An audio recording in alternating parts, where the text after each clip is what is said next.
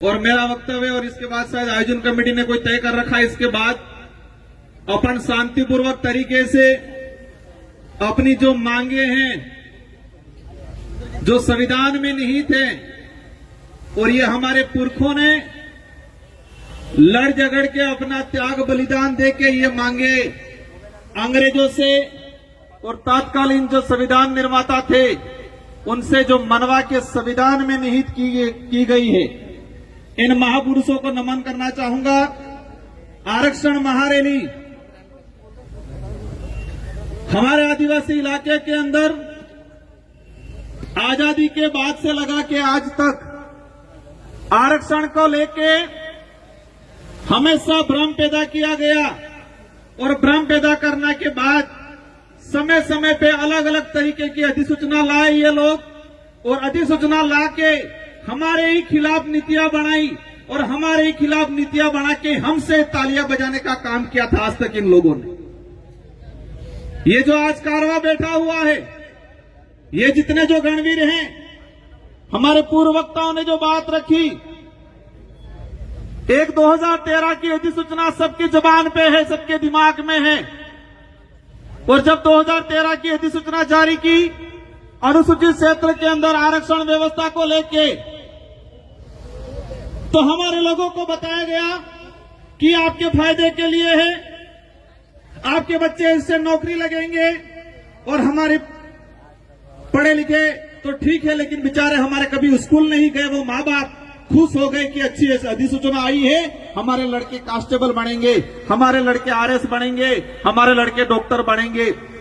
लेकिन 2013 की अधिसूचना ऐसी थी, 2013 से लगा के आज 2025 हो गया, और इतने सालों के अंदर मैंने हर भर्ती का डाटा निकाल रखा है, लेकिन समय अभाव की बात करें तो मैं एक या दो भर्तियों का उदाहरण बता पाऊंगा।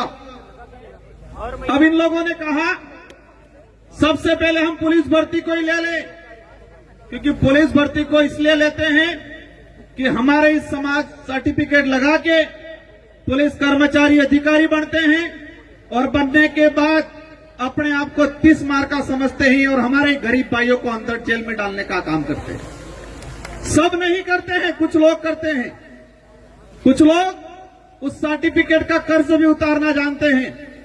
साथियों, पुलिस भर्ती की अगर बात करें, पिछले 2013 से लगा के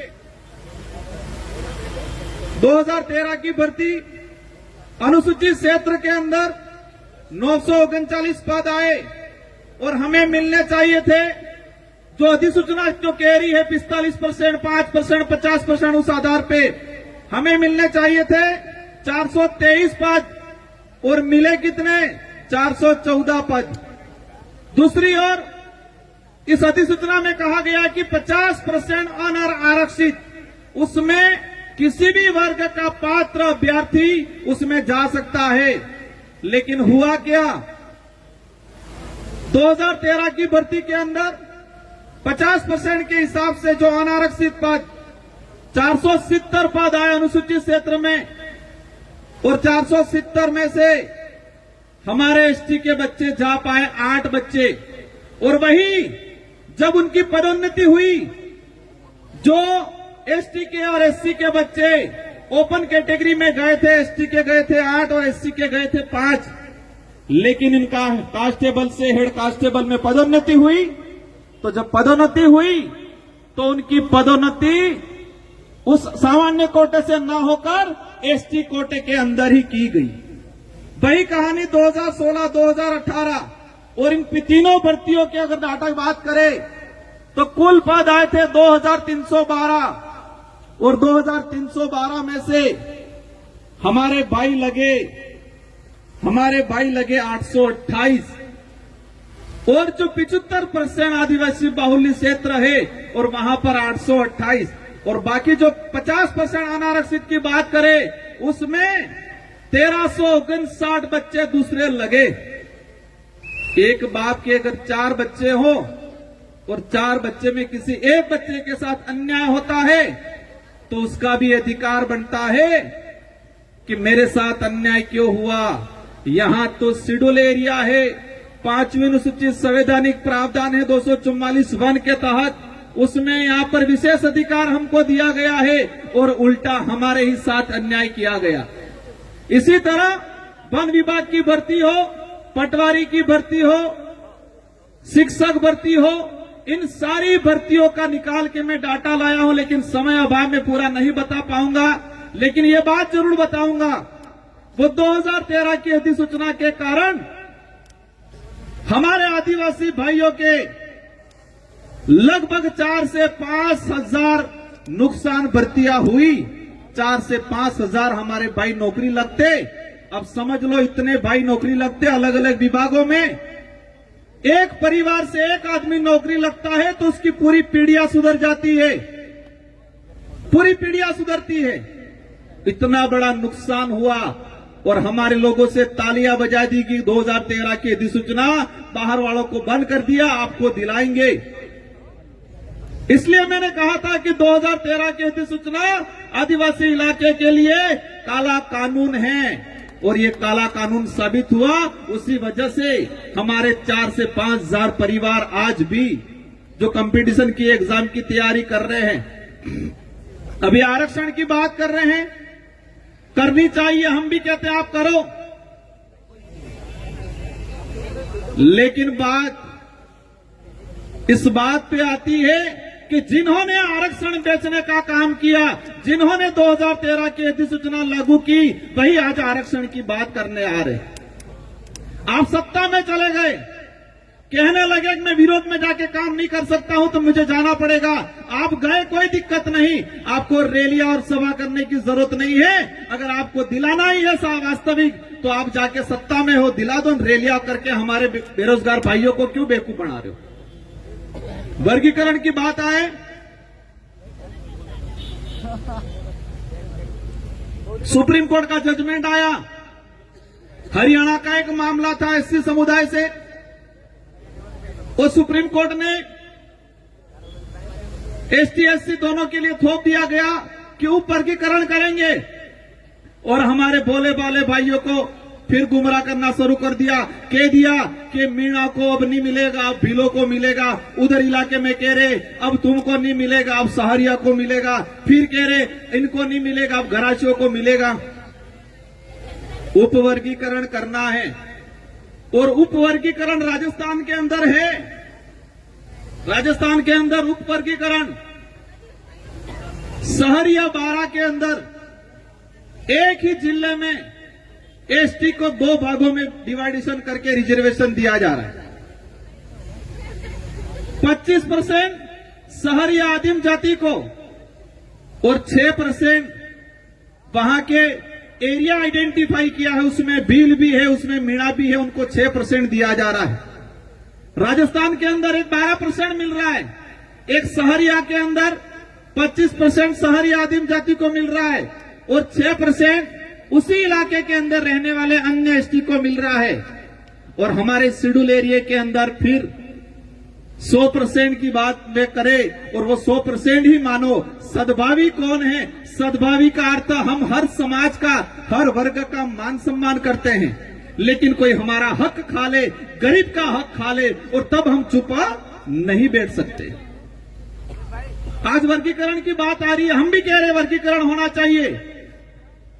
जो गरीब परिवार को नहीं मिला उसको मिलना चाहिए, लेकिन कैसे मिलेगा, कैसे दिलाना है, वो हम तय करेंगे। आदिवासी बाहुल्य क्षेत्र के जितने जो जनप्रतिनिधि है वो तय करेंगे, और वो तय करके टीएससी में भेजेंगे, और ट्राइबल एडवाइजरी काउंसिल राज्यपाल को भेजेगी, और सारे राज्यों के राज्यपाल महोदय राष्ट्रपति को भेजेंगे। इसके बाद तरीके से लागू हो।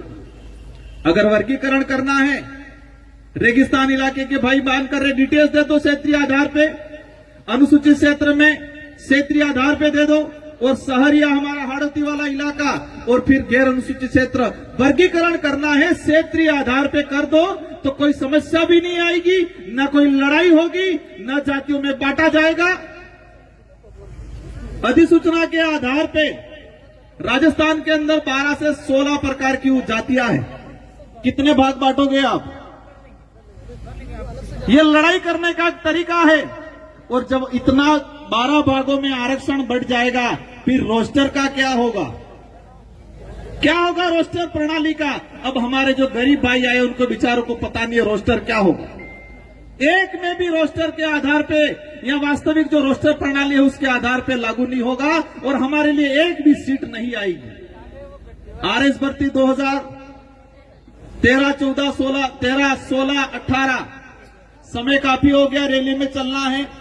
मेरा लास्ट आपसे एक निवेदन है कि रिजर्वेशन हमारा जन्मसिद्ध अधिकार है, उसके लिए हमको लड़ना है, सबको मिलजुल के लड़ना है। लेकिन कुछ लोग सिर्फ राजनीति करना चाहते हैं आरक्षण के नाम पे, ऐसे लोगों से सावधान रहने की सख्त जरूरत है। और आने वाले समय में ये तो शुरुआत है, एक सांकेतिक है, और आने वाले समय में डूंगरपुर, बांसवाड़ा, प्रतापगढ़, उदयपुर सारे जिलों को मिला के एक बड़ा सम्मेलन किया जाएगा।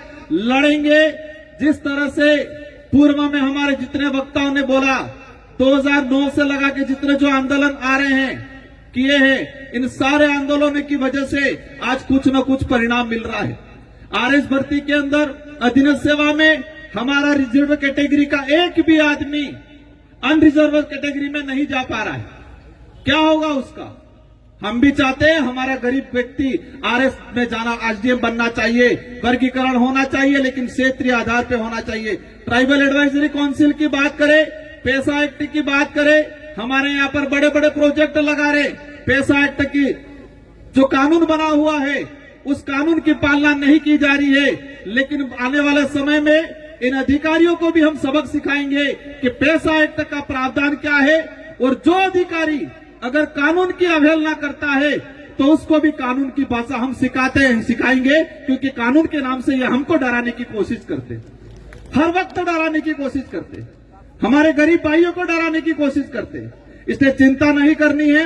इन्हीं शब्दों के साथ सभी साथी कुछ वक्ता रहे सुनना है। और बीच वाला पंडाल इसलिए खुला रखा था क्योंकि बीच में भीड़ ज्यादा होती है। आगे इसलिए खुला रखा था कि आगे यहां पर हमारे नेता सब बैठे, थोड़ी आज गर्मी लगेगी, थोड़ा ठीक रहेगा, यूं करके खुला रखा है। तो बड़े बुजुर्गों के लिए रखा है ये हमारी महिला और बड़े बुजुर्गों के लिए रखा है। इसलिए आप सबको इसका मान रखना है और शांतिपूर्वक रैली में पहुंचना है। और अपने यहां से स्टार्ट करेंगे, कलेक्ट्री जाएंगे और वहां पर हमारे कुछ वक्ता रहे हैं, वो बात फिर बोलेंगे। सबकी बात को सुनना है और आने वाले समय में आरक्षण की लड़ाई में सबसे आगे सबको खड़ा रहना है। इन्हीं शब्दों के साथ आप सबको धन्यवाद, आभार, जोहार। कुछ ज्ञापन आए थे, एक छात्रवृत्ति वाला, डूंगरपुर के 27 करोड़ छात्रवृत्ति आदिवासियों को नहीं मिली। बांसवाड़ा के 35 करोड़ के आसपास आदिवासियों की छात्रवृत्ति बाकी है। प्रतापगढ़, उदयपुर, सिरोही अनुसूचित क्षेत्र की मैंने जो डाटा निकाला है, 100 करोड़ से अधिक छात्रवृत्ति आदिवासी बच्चों की आज भी बाकी है। बांसवाड़ा में 1600 बच्चों की स्कूटी नहीं आई है। डूंगरपुर में 1000 बच्चों की स्कूटी नहीं आई है। इस आधार पे पूरे अनुसूचित क्षेत्र में 3500 के आसपास बच्चों की हमारी स्कूटी नहीं मिल रही है। और कह रहे हैं कि हम कल्याण करने वाले हैं, हम ये करने वाले हैं। इसलिए आप सभी को इस मंच का साथ देना है और इन्हीं के साथ आप सभी को एक लंबी डिमांड चल रही है लंबे समय से, उसी बात को मैं लेने वाला था, लेकिन वो घंटी बजने की तैयारी है। बाध्यता 40% की जो बाध्यता रखी गई है, लंबे समय से डिमांड चल रही है और आप सभी सरकार नहीं मानेगी, सरकार को झुकाएंगे। सरकार हमको एक बात पे डराती है, मुकदमे ठोक देंगे, मुकदमे ठोक देंगे। एक बात ये काम करके सुन ले कि हमारे पूर्वज मरने से नहीं डरे थे, तो हम मुकदमे से डरने वाले नहीं हैं। इन्हीं शब्दों के साथ